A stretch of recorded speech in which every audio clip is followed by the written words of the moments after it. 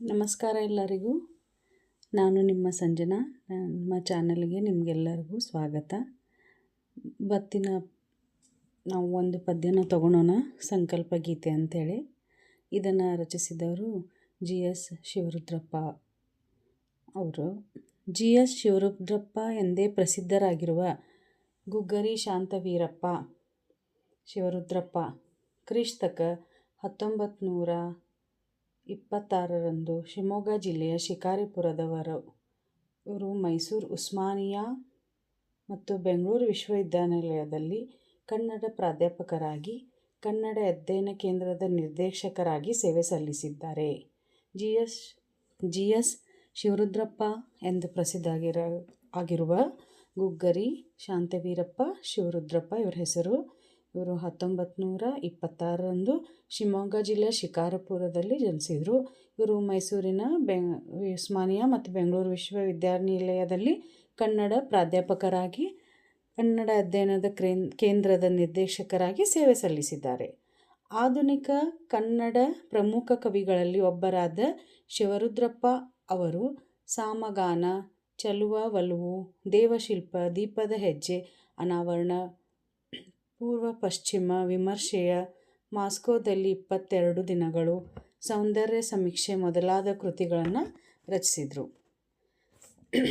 ಇವರೆಲ್ಲ ರಚಿಸಿದಂಥ ಕೃತಿಗಳ ಹೆಸರನ್ನ ನಾನು ನಿಮಗಿಲ್ಲೇ ಹೇಳೀನಿ. ಕಾವ್ಯಾರ್ಥ ಚಿಂತನೆ ಕೃತಿಗೆ ಇದು ಮೇನ್ ನೋಡ್ರಿ. ಕಾವ್ಯಾರ್ಥ ಚಿಂತನೆ ಈ ಕೃತಿಗೆ ಕೇಂದ್ರ ಸಾಹಿತ್ಯದ ಅಕಾಡೆಮಿಯ ಪ್ರಶಸ್ತಿ ಪಡೆದಿದ್ದಾರೆ. ಶಿವರುದ್ರಪ್ಪ ಅವರು ಹಂಪಿ ಕನ್ನಡ ವಿಶ್ವವಿದ್ಯಾನಿಲಯದ ನಾಡೋಜ ಪುರಸ್ಕಾರಕ್ಕೆ ಭಾಜನರಾಗಿದ್ದಾರೆ. ಶಿವರುದ್ರಪ್ಪ ಅವರು ಹಂಪಿಯ ಕನ್ನಡ ವಿಶ್ವವಿದ್ಯಾಲಯವರು ನೀಡುವಂತಹ ನಾಡೋಜ ಪುರಸ್ಕಾರವನ್ನು ಪಡೆದಿದ್ದಾರೆ. ಇವರಿಗೆ ಶಿವರುದ್ರಪ್ಪ ಅವರಿಗೆ ನಾಡೋಜ ಅಂತಲೂ ಕರೀತಾರೆ. ಇವ್ರಿಗೆ ಬಂದಿದ್ದು ಬಿರುದನ್ನು ಪಡ್ಕೊಂಡಾರ. ಬೆಂಗಳೂರು ಮತ್ತು ಕುವೆಂಪು ವಿಶ್ವವಿದ್ಯಾಲಯಗಳ ಗೌರವ ಡಿ.ಲಿಟ್ ಪದವಿಯನ್ನು ಪಡ್ಕೊಂಡಾರ. ಇವರು ಬೆಂಗಳೂರು ಮತ್ತು ಕುವೆಂಪು ವಿಶ್ವವಿದ್ಯಾನಿಲಯಗಳ ಗೌರವ ಡಿ.ಲಿಟ್ ಪದವಿ ಪಡ್ಕೊಂಡಾರ. ರಾಷ್ಟ್ರಕವಿ ಅಭಿದಾನ ಮತ್ತು ಪಂಪ ಪ್ರಶಸ್ತಿಗೆ ಪಾತ್ರರಾಗಿದ್ದಾರೆ. ರಾಷ್ಟ್ರಕವಿ ಮತ್ತು ಪಂಪ ಪ್ರಶಸ್ತಿ ಸದ್ಯಕ್ಕೆ ಇವರಿಗೆ ಒದಗೈತಿ. 1992ರಲ್ಲಿ ದಾವಣಗೆರೆಯಲ್ಲಿ ಸಮಾವೇಶಗೊಂಡ 61ನೇ ಅಖಿಲ ಭಾರತ ಕನ್ನಡ ಸಾಹಿತ್ಯ ಸಮ್ಮೇಳನದ ಅಧ್ಯಕ್ಷರಾಗಿದ್ದರು. ದಾವಣಗೆರೆಯ 61ನೇ ಅಖಿಲ ಭಾರತ ಕನ್ನಡ ಸಮ್ಮೇಳನದ ಅಧ್ಯಕ್ಷರಾಗಿಯೂ ಇವರು ಕಾರ್ಯನಿರ್ವಹಿಸಿದರು. ಇವರು ದಿನಾಂಕ 23/12/2013ರಂದು ವಿಧಿವಶರಾದರು. ಜೀವನದಲ್ಲಿ ಧನಾತ್ಮಕ ಭಾವನೆಯನ್ನು, ದೃಢ ಸಂಕಲ್ಪವನ್ನು ಹೊಂದಿರಬೇಕು. ನೋಡಿರಿ, ನಾವು ಈಗೆಲ್ಲ ಹೇಳ್ತೇವಲ್ಲ, ಯಾವಾಗಲೂ ಪಾಸಿಟಿವ್ ಆಗಿರಬೇಕು ಮತ್ತು ಒಂದು ಫರ್ಮ್ ಡಿಸಿಷನ್ ಇರಬೇಕು. ಹಂಗೆ ಇವರು ಏನು ಈ ಕೃತಿಯೊಳಗೆ ಅದನ್ನು ಬಿಂಬಿಸ್ಯಾರ. ಯಾವುದೇ ರೀತಿಯ ಸವಾಲುಗಳನ್ನು ಎದುರಾದಾಗ ಆತ್ಮವಿಶ್ವಾಸದಲ್ಲಿ ಸಂಕಲ್ಪ ನಿಷ್ಠೆಯಿಂದ ಕ್ರಿಯಾಶೀಲರಾದಾಗ ಯಶಸ್ಸು ಲಭಿಸುತ್ತದೆ. ಯಾವುದೇ ಒಂದು ಸವಾಲು ಇದ್ದಾಗ ನಮ್ಮ ಆತ್ಮವಿಶ್ವಾಸದಿಂದ ನಾವು ಅದನ್ನು ಬಗೆಹರಿಸ್ಕೋಬೋದು. ಭೇದ ಭಾವಗಳು ಹೋಗಲಾಡಿಸಿ ಐಕ್ಯದಿಂದ ಪ್ರಯತ್ನಶೀಲರಾದಾಗ ಬಲವರ್ಧಿಸುತ್ತದೆ ಮತ್ತು ಭಯ ಮತ್ತು ಅನುಮಾನ ಆವರಿಸುವ ಸಮಾಜದ ಋಣನಿಷ್ಠೆಯಲ್ಲಿ ಸ್ವಾಸ್ಥ್ಯದ ನೆಲೆಯಾಗಿರುವ ಹಣತೆ ಹಚ್ಚಿದಾಗ ಕತ್ತಲೆ ದೂರ ಆಗುತ್ತದೆ. ನೋಡಿರಿ, ನಾವು ಒಂದು ಒಳ್ಳೆಯ ಮನೋಭಾವನೆಯಿಂದ ಪಾಸಿಟಿವ್ ಆಗಿ ನಮ್ಮ ಹಣತೆಯನ್ನು ಒಂದು ದೀಪನ ಹಚ್ಕೋಬೇಕು. ನಮ್ಮ ಮನಸ್ಸೊಳಗೆ ದೃಢ ಸಂಕಲ್ಪದಿಂದ ಒಂದು ಏನಾದರೂ ಕಾರ್ಯ ಮಾಡಬೇಕು ಅಂದ್ರೆ ಮತ್ತು ಪಾಸಿಟಿವ್ ಆಗಿ ವಿಚಾರ ಮಾಡ್ಬೇಕಂಥೇಳಿ ಈ ಕಾವ್ಯದೊಳಗೆ ಅವರು ಹೇಳ್ಯಾರ. GS ಶಿವರುದ್ರಪ್ಪ ವಿರಚಿತ ಎದೆ ತುಂಬಿ ಹಾಡಿದೆನು. ಇದು ತುಂಬ ಇಂಪಾರ್ಟೆಂಟ್. GS ಶಿವರುದ್ರಪ್ಪ ವಿರಚಿತ ಎದೆ ತುಂಬಿ ಹಾಡಿದನು ಕವನ ಸಂಕಲನದಿಂದ ಸಂಕಲ್ಪ ಗೀತೆ. ಈ ಕವನ ಸಂಕಲನದಿಂದ ಸಂಕಲ್ಪ ಗೀತೆ ಅನ್ನುವಂಥ ಒಂದು ಪಾರ್ಟಿಲಿ ತಗೊಂಡು ಆಯ್ಕೆ ಮಾಡಿಕೊಂಡು ಈ ಕವಿತೆನ ಹೇಳಿದ್ದಾರೆ. ಈಗ ನೋಡೋಣ ಬರ್ರಿ. ಸಂಕಲ್ಪ ಗೀತೆ, ಡಾಕ್ಟರ್ GS ಶಿವರುದ್ರಪ್ಪ. ನೋಡಿರಿ, ಇದರೊಳಗೆ ಒಂದು ಸಣ್ಣವಾಗಿ ನಿಮಗೆ ಇದ್ರ ಬಗ್ಗೆ ಒಂದು ಇಂಟ್ರೊಡಕ್ಷನ್ ಕೊಟ್ಟಾರ. ಹಿಂದೆ ಗುರುವಿದ್ದೆ, ಮುಂದೆ ಗುರಿ ಇತ್ತು, ಸಾಗುತ್ತಿತ್ತು ಧೀರರ ದಂಡು. ಹಿಂದೆ ಯಾವಾಗಲೂ ಒಬ್ಬರು ಗುರುಗಳು ಇರಲೇಬೇಕು, ಮುಂದೆ ಗುರಿ ಇರಬೇಕು, ಅಂದ್ರೆ ಸಾಗುತ್ತಿತ್ತು ಧೀರರ ದಂಡು. ಇದು ಒಂದು ಒಳ್ಳೆಯ ವಾಕ್ಯ ನೋಡಿರಿ. ಯಾವಾಗ ಗುರುಗಳ ಆಶೀರ್ವಾದ ಇರ್ತೈತಿ ಮತ್ತು ನಮ್ಗೊಂದು ಒಳ್ಳೆಯ ಗುರಿ ಇರ್ತೈತಿ, ನಾವು ಧೀರರಾಗಿ ಒಂದು ದಂಡು ನಮ್ದು ಏನು ಅಂದ್ಕೊಂಡೇವೆ ಅದನ್ನು ಸಾಗಿಸಾಕ ಮುಂದೆ ಹೋಗ್ತೇವೆ. ಈ ವಾಕ್ಯದಂತೆ ತಲೆಮಾರಿನ ಯುವಕರಿಗೆ ನೆಲೆಯನ್ನು ತಿಳಿಸುತ್ತದೆ. ಹೋಗಬೇಕಾದ ದಾರಿ, ತಲುಪಬೇಕಾದ ಗುರಿ ಸ್ಪಷ್ಟವಾಗಿ ಅರ್ಥ ಯಶಸ್ಸನ್ನು ಪಡೆದಂತೆ ಸ್ವಾತಂತ್ರ್ಯ ನನ್ನ ಜನ್ಮಸಿದ್ಧ ಹಕ್ಕು ಎಂದು ತಿಲಕರು ಸ್ವಾತಂತ್ರ್ಯದೊಳಗೆ ಏನು ಹೇಳ್ಯಾರಲ್ಲ, ಇವನ್ನೆಲ್ಲನೂ ನಾವು ನೋಡಿಕೊಂಡು ದೃಢ ಸಂಕಲ್ಪದಿಂದ ಕ್ರಿಯಾಶೀಲರಾಗಬೇಕು. ಅಸಾಧ್ಯವಾದದ್ದು ಯಾವುದೂ ಇಲ್ಲ. ದೃಢ ಸಂಕಲ್ಪದಿಂದ ಏನೇನು ಸಾಧಿಸಬಹುದಾಗೈತಿ ಅದನ್ನು ರಾಷ್ಟ್ರಕವಿ G.Š. ಶಿವರುದ್ರಪ್ಪನವರು ಸಂಕಲ್ಪ ಎಂಬ ಭಾವಗೀತೆಯಲ್ಲಿ ಸರಳವಾಗಿ ಸುಂದರವಾಗಿ ಅಭಿವ್ಯಕ್ತಪಡಿಸಿದ್ದಾರೆ. ಏನಂದರೆ, ಇತಿಹಾಸವನ್ನು ದಾಖಲೆ ಮಾಡುವಾಗ ನಮ್ಮ ರಾಷ್ಟ್ರಪಿತ ಗಾಂಧೀಜಿಯವರು ಸಾಧಕರೆನಿಸ್ಕೊಂಡಾರು. ನಾವು ಯಾವುದಾದ್ರೂ ಒಂದು ನಿರ್ಧಾರ ಮಾಡಿದರೆ ದೃಢ ಸಂಕಲ್ಪದಿಂದ ಅದನ್ನು ಮುಂದುವರಿಬೇಕನ್ನೋದೇ ಇದರ ಒಂದು ಧ್ಯೇಯ ಆಗೈತಿ. ಇದರೊಳಗೆ ಕೆಲವೊಂದು ಶಬ್ದ ಅಂದರೆ ಹೊಯ್ದಾಡು, ಕಲುಷಿತ, ಮುಂಗಾರು, ಬರಡು, ಕಾಡು, ಮೇಡು, ಭರವಸೆ, ಪಥ, ಸಂಶಯ, ಇವೆಲ್ಲ ನಿಮಗೆ ಇದರೊಳಗೆ ಒಂದು ಡಿಫಿಕಲ್ಟ್ಸ್ ವರ್ಡ್ಸ್ ಅದ ಅಂತ ಹೊಸ ವರ್ಡ್ಸ್ ಇಂಟ್ರೊಡ್ಯೂಸ್ ಮಾಡ್ಯಾರ. ಸುತ್ತಲೂ ಕವಿಯುವ ಕತ್ತಲೆಯೊಳಗೆ ಪ್ರೀತಿಯ ಹಣತೆಯ ಹಚ್ಚೋಣ. ನಮ್ಮ ಸುತ್ತಮುತ್ತಲು ಏನು ಕತ್ತಲೆ ಕವಿದಿರ್ತೈತಲ್ಲ, ಆವಾಗ ಪ್ರೀತಿಯ ಹಣತೆಯ ಹಚ್ಚೋಣ. ಬಿರುಗಾಳಿಗೆ ಹೊಯ್ದಾಡುವ ಹಡಗನು ಎಚ್ಚರದಲ್ಲಿ ಮುನ್ನಡೆಸೋಣ. ಬಿರುಗಾಳಿಯಿಂದ ನಮ್ಮ ಹಡಗು ಏನೈತಲ್ಲ, ಇದು ಹೊಯ್ದಾಡ ಅಂತೈತಿ. ಇದನ್ನು ಎಚ್ಚರದಿಂದ ನಾವು ಮುನ್ನಡೆಸೋಣ. ನೋಡಿರಿ, ಸುತ್ತಲೂ ಕವಿಯುವ ಅಂದ್ರೆ ನಮ್ಮ ಸುತ್ತಮುತ್ತಲು ಅಂಧಕಾರ, ಅಂಧವಿಶ್ವಾಸ ಅನ್ನುವಂಥ ಕತ್ಲೈತಿ. ಅದರೊಳಗೆ ನಾವು ಪ್ರೀತಿಯಿಂದ ಒಂದು ಒಳ್ಳೆ ಹಣತೆ ಅಂದ್ರೆ ಒಂದು ದಾರಿದೀಪ ಆಗೋಣ, ಬೆಳಕಾಗೋಣ.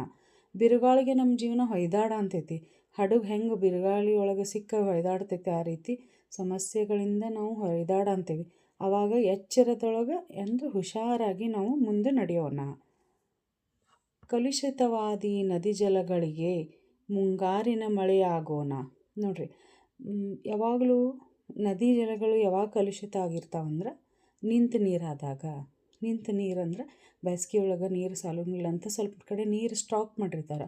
ಅವಾಗ ನಿಂತ ನೀರೊಳಗೆ ಕಲುಷಿತಗೊಂಡಿರ್ತಾವೆ ಅಂತ ನಮ್ಮ ಮನಸ್ಸು ಒಂದೇ ಕಡೆ ಸ್ಥಿಮಿತ ಆದಾಗ ನಮ್ಮ ಮನಸ್ಸೂ ಆ ರೀತಿ ಕಲುಷಿತವಾಗಿ ಬಿಟ್ಟಿರ್ತೈತಿ. ನಮ್ಮ ಮನಸ್ಸನ್ನು ನಾವು ತಿಳಿ ಮಾಡ್ಕೋಬೇಕು. ಯಾವಾಗ ತಿಳಿ ಆಗ್ತೈತೆ ಅಂದರೆ ಹೊಸ ವಿಚಾರಗಳು ನಮ್ಮ ತಲೆಯೊಳಗೆ ಬಂದಾಗ ನಮ್ಮ ಮನಸ್ಸು ಅದು ಏನಾದರೂ ಭಯ ಇರಲಿ ಅಥವಾ ಹೆಸಿಟೇಷನ್ ಇರಲಿ ಅಥವಾ ನಾವು ಮಾಡ್ತೇನೋ ಇಲ್ಲೋ, ಅಭ್ಯಾಸ ಮಾಡ್ತೇನೋ ಇಲ್ಲೋ, ನಂಗೆ ಇದಾಗ್ತೈತೋ ಇಲ್ಲೋ ಅಂತ ಸುಮ್ಮನೆ ಅನ್ಕೊತ ಕುಂತ್ರೆ ಆಗೋದಿಲ್ಲ. ಪ್ರಯತ್ನ ಮಾಡಿದ್ರೆ ಅಷ್ಟೇ ಆಗ್ತೈತಿ. ಅದು ಹೊಸ ವಿಚಾರ, ಹೊಸದು ಏನಾದರೂ ಕಲಿಯುವಂಥ ಆಸಕ್ತಿ ಮಾಡಿದ್ರೆ, ಪ್ರಾರಂಭ ಮಾಡಿದ್ರೆ ನಾವು ಮುಂದೆ ಬರ್ತೇವಲ್ಲ. ಅದೇ ರೀತಿ ಈಗ ನೀರು ನಿಂತಲ್ಲೇ ಇದ್ರೆ ತುಂಬ ಕಲುಷಿತ ಆಗಿರ್ತೈತಿ. ಮುಂಗಾರಿನ ಮಳೆ ಏನು ಬರ್ತೈತಲ್ಲ, ಬರುವಂಥ ನದಿ ಕೊಳ್ಳ ಎಲ್ಲ ತುಂಬಿ ಹೊಲಸೆಲ್ಲ ಕಿತ್ತು ಹೋಗಿ ಹೊಸ ನೀರನ್ನು ಬರ್ತೈತಿ. ಹಾಗೆ ಕಲುಷಿತವಾದ ನದಿ ಜಲಗಳಿಗೆ ಮುಂಗಾರಿನ ಮಳೆ ಆಗೋಣ. ನಾವು ಈ ರೀತಿ ಮುಂಗಾರಿನ ಮಳೆ ಆಗೋಣ. ಒಂದು ಕಲುಷಿತವಾಗಿರುವಂಥ ಮನಸ್ಸನ್ನು ಸಿದ್ಧ ಮಾಡಿ ಸ್ವಚ್ಛ ಮಾಡೋಣ ಅಂತ ಇದು ಪೋಯಮ್ ಒಳಗೆ ನಿಮ್ಗೆ ಹೇಳ್ಯಾರ. ಬರಡಾಗಿರುವ ಕಾಡು ಮೇಡುಗಳ ವಸಂತವಾಗುತ್ತಾ ಮುಟ್ಟೋಣ. ವಸಂತ ಋತುದೊಳಗೆಲ್ಲ ಮಾವಿನ ಚಿಗುರು ಎಲ್ಲ ಚಿಗುರ್ತಾವೆ. ಈಗೆಲ್ಲ ಬೇಸಿಗೆ ಕಾಲದೊಳಗೆ ಏನು ಕಾಡು ಮೇಡುಗಳು ಬರಿದಾಗಿರ್ತಾವಲ್ಲ, ವಸಂತ ಋತುವಿಂದ ಹೊಸ ಚಿಗುರನ್ನು ಚಿಗುರಿಸ್ತಾವೆ. ಎಷ್ಟು ಚಂದ ಕಾಣಿಸ್ತಾವೆ, ಹೊಸ ಚಿಗುರ್ತಾವೆ. ಅಂದ್ರೆ ಯಾರು ಮನಸ್ಸೊಳಗೆ ಬೇಜಾರು ಮಾಡಿಕೊಂಡು ಬರಡಾಗಿ ಬಿಟ್ಟಿರ್ತೈತಿ ನಮ್ಮ ಜೀವನ ಆಗಲಿ, ಸುತ್ತಮುತ್ತಲು ಒಂದು ನಮ್ಮ ಸಾಮಾಜಿಕ ವ್ಯವಸ್ಥೆ ಆಗಲಿ, ಆವಾಗ ನಾವು ಒಂದು ಹೊಸ ಚಿಗುರಿನಂಗೆ ವಸಂತ ಋತುವಿನ ಗತೆ ನಾವು ಇಲ್ಲಿ ಕೆಲಸ ಮಾಡೋಣ ಅಂತ ಅರ್ಥ. ಬಿದ್ದುದನ್ನು ಮೇಲೆಬ್ಬಿಸಿ ನಿಲ್ಲಿಸಿ ಹೊಸ ಭರವಸೆಗಳ ಕಟ್ಟೋಣ. ಯಾರಾದರೂ ತೆಳಗೆ ಬಿದ್ದರೆ ಅವ್ರನ್ನ ನೋಡಿ ನಗೋರೋ ಭಾಳ ಮಂದಿ. ಅಂದರೆ ನಮ್ಮ ಮನಸ್ಥಿತಿ ಅಥವಾ ನಮ್ಮ ಸುತ್ತಮುತ್ತಲ ಪರಿಸರದೊಳಗೆ ಏನಾದರೂ ನಮಗೆ ಬೇಡಾಗಿದ್ದ ರೀತಿ ಒಂದು ಮನಸ್ಥಿತಿಯಿಂದ ಕುಗ್ಗಿದ್ರೆ ಅದನ್ನು ಹೊಸ ಭರವಸೆ ಕಟ್ಟೋಣ. ಈಗ ಯಾರಾದರೂ ಸ್ವಲ್ಪ ಫೇಲ್ ಆಗಿದ್ರು ಹುಡುಗರು ಅಥವಾ ಕಡಿಮೆ ಮಾರ್ಕ್ಸ್ ತೊಗೊಂಡಿದ್ರು ಅಂದ್ರೆ ಅಂಥವ್ರಿಗೆ ಒಂದು ಒಳ್ಳೆಯ ರೀತಿಯಿಂದ ಮಾರ್ಗದರ್ಶನ ಮಾಡಿ ಅವ್ರಿಗೆ ಹೆಂಗೆ ನಾವು ಪ್ರೋತ್ಸಾಹ ಕೊಟ್ಟು ಅವ್ರಿಗೆ ಒಂದು ಹೊಸ ಭರವಸೆಯನ್ನು ಕಟ್ತೇವಲ್ಲ, ಆ ರೀತಿ ಬಿದ್ದಿದ್ದನ್ನು ಮೇಲೆಬ್ಬಿಸಿ ನಿಲ್ಲಿಸಿ ಹೊಸ ಭರವಸೆಗಳ ಕಟ್ಟೋಣ ಅಂತ ನಮ್ಮ ಜೀವನಕ್ಕೆ ಮತ್ತು ಪರಿಸರನ ಲಿಂಕ್ ಮಾಡಿ ಇವರು ನಮ್ಗೆ ಹೇಳ್ತಾರೆ. ಮನುಜರ ನಡುವಣ ಅಡ್ಡ ಗೋಡೆಗಳ ಕೆಡವುತ ಸೇತುವೆಯಾಗೋಣ. ಈ ಮನುಜನ ನಡುವೆ ಇರುವಂಥ ಅಡ್ಡಗೋಡೆಗಳ ಕೆಡುವಂಥ ಸೇತುವೆ ಆಗೋಣ. ನಾವು ಒಬ್ರಿಗೊಬ್ರು ಈಗ ಅಣ್ಣ ತಮ್ಮರು ಒಂದು ಗೂಡು ಇರೋದಿಲ್ಲ, ಆಮೇಲೆ ಸಂಬಂಧಿಕರು ಯಾವುದು ಒಂದು ಗೂಡು ಇರೋ ಅಂತಿಲ್ಲ, ಅಕ್ಕಪಕ್ಕದವರು ಸದ್ಯಕ್ಕೆ ಸಂಬಂಧ ಸರಿಯಾಗಿಲ್ಲ, ಎಲ್ಲರೂ ಸ್ವಾರ್ಥಿಯಾಗಿ ನಾನು ಮೇಲು ನೀನು ಕೀಳು ಅಂತ ಹಿಂಗೆ ಇದೇ ರೀತಿ ಏನು ಮನುಜರ ನಡುವೆ ಇದು ಅಸಹ್ಯ ಐತಿ, ಜಾತಿ ಮತ ಭೇದ ಇವೆಲ್ಲ ಐತಲ್ಲ, ಅದು ಅಡ್ಡಗೋಡೆಗಳಿಗೆ ನಾವು ಕೆಡವಿ ಒಂದು ಸೇತುವೆ ಆಗೋಣ, ಎಲ್ಲರನ್ನೂ ಬೆಸೆವೆ ಅಂತ ಒಂದು ಸೇತುವೆ ಆಗೋಣ ಅಂಥೇಳಿ ಹೇಳ್ಯಾರ. ಮತಗಳೆಲ್ಲವೂ ಪಥಗಳು ಎನ್ನುವ ಹೊಸ ಎಚ್ಚರದೊಳು ಬದುಕೋಣ. ಎಲ್ಲ ಮತಗಳು ಇರ್ತಾವಲ್ಲ, ಇದು ಒಂದು ಪಥ ಅಂದ್ರೆ ನಮಗೆ ದಾರಿ ತೋರಿಸುವಂಥ ಒಂದು ದಾರಿ. ಯಾವುದೇ ಮತ ಇರಲಿ, ಹಿಂದೂ, ಮುಸ್ಲಿಂ, ಕ್ರೈಸ್ತ, ಇಸ್ಲಾಂ, ಯಾವುದೇ ಜಾತಿ ಇರಲಿ, ಅವರೆಲ್ಲರೂ ಒಂದು ಧರ್ಮದಿಂದ ನಡೀರಿ, ಒಬ್ಬರೊಬ್ಬರು ಮನುಷ್ಯರಿಗೆ ಕರುಣೆಯನ್ನು ತೋರಿಸ್ರಿ ಅಂತ ಹೇಳಿಕೊಟ್ಟಾರ. ನಿನ್ನ ಮತ ಹೆಚ್ಚಿಗೆ ನನ್ನ ಮತ ಕಡಿಮೆ ಅಂಥೇಳಿ ಎಲ್ಲೂ ಹೇಳ್ಕೊಟ್ಟಿಲ್ಲ. ಇದು ಒಂದು ಹೊಸ ಪಥವಾಗಿ ನಾವು ಅಂದ್ಕೊಂಡು ಹೊಸ ಎಚ್ಚರದೊಳು ಬದುಕೋಣ. ಭಯ ಸಂಶಯದೊಳು ಕಂದದಿಕೊಂಡಳು ನಾಳಿನ ಕನಸನ್ನು ಬಿತ್ತೋಣ. ಭಯ ಸಂಶಯದೊಳು ಕಂದಿದ ಕಣ್ಣೊಳು, ಭಯ ಮತ್ತು ಸಂಶಯದಿಂದ ಹೆದರಿದಂಥ, ಕಂದಿದಂಥ ಕಣ್ಣಿನಲ್ಲಿ ನೀರು ಬತ್ತಿರುವಂತಹ, ಅಗದಿ ನಿರಾಶೆಯಿಂದ ಕಣ್ಣೆಲ್ಲ ಸುಕ್ಕುಗಟ್ಟಿರುವಂತಹ ಕಣ್ಣೊಳಗೆ ನಾವು ನಾಳಿನ ಕನಸನ್ನು ಬಿತ್ತೋಣ. ಈಗ ಯಾರಿಗಾದ್ರೂ ಬೇಜಾದ್ರೆ ಮುಖ ನೋಡ್ತೀರಿ, ಯಾಕೆ ಇಷ್ಟು ಡಲ್ಲಾಗಿ ಅಂತ ಕೇಳ್ತಿರಲ್ಲ, ಹಂಗೆ ಭಯ ಸಂಶಯದೊಳಗೆ ಏನು ಕಣ್ಣು ಸಣ್ಣಾಗಿರ್ತೈತಿ, ಕಂದಿದ ಕಣ್ಣು ಏನು ಕಣ್ಣು ಸಣ್ಣ ಆಗಿಬಿಟ್ಟಿರ್ತೈತಲ್ಲ, ನಾಳೆ ಹಿಂಗೆ ಆಕೈತಿ, ನಾಳೆ ಹಿಂಗೆಲ್ಲ ಬರ್ತಾರೋ, ನಿಮಗೆಲ್ಲ ಚಲೋದಾಕೈತಿ, ಒಳ್ಳೇದಾಕೈತಿ ಅಂತ ಏನೋ ಒಂದು ಹೇಳಿದ ಕೂಡ ಹೊಸ ಉರುಪಿನಿಂದ ಖುಷಿಯಿಂದ ಕಣ್ಣೆಲ್ಲ ಬ್ರೈಟ್ ಆಗ್ತೈತಲ್ಲ, ಆ ರೀತಿ.